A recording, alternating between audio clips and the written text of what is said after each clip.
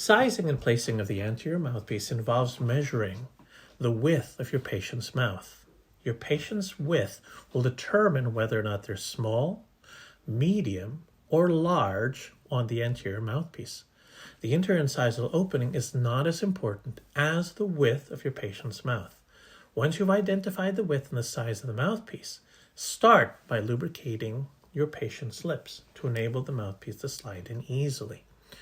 Once you've done that, take your mouthpiece. Each mouthpiece is individually wrapped and guaranteed clean. Present it to your patient so they know this is the first time that it's being used.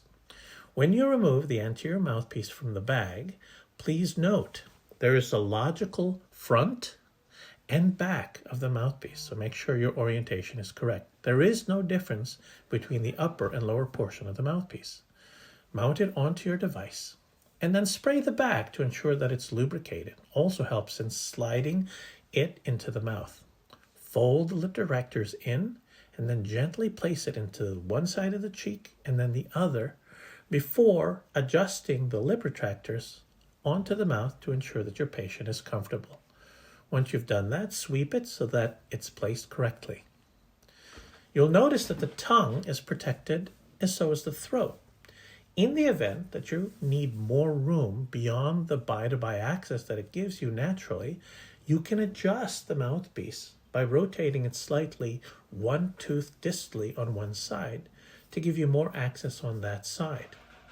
If you want to gain access on the other side, you can then rotate it into the opposite direction to give you more access on that side too.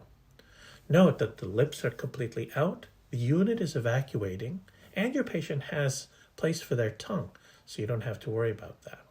You can spray a little bit of water to help lubricate it a little bit, and then it will enable you to adjust it very easily.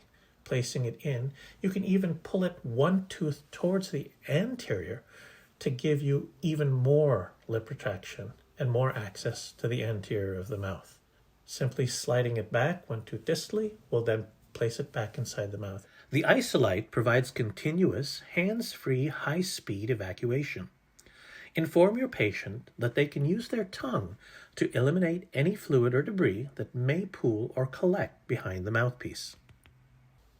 The mouthpiece is symmetrically bilateral, enabling you to place it either left or right, depending on your treatment area or whatever you feel comfortable with.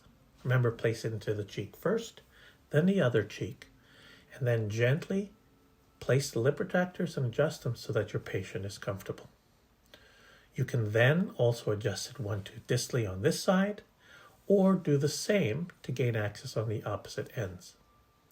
When you're done with your procedure, to remove it, take your air water syringe, put a little water in it, and sweep. This will help in releasing the mouthpiece, and then gently pull it out of your patient's mouth. When you're done, discard the mouthpiece.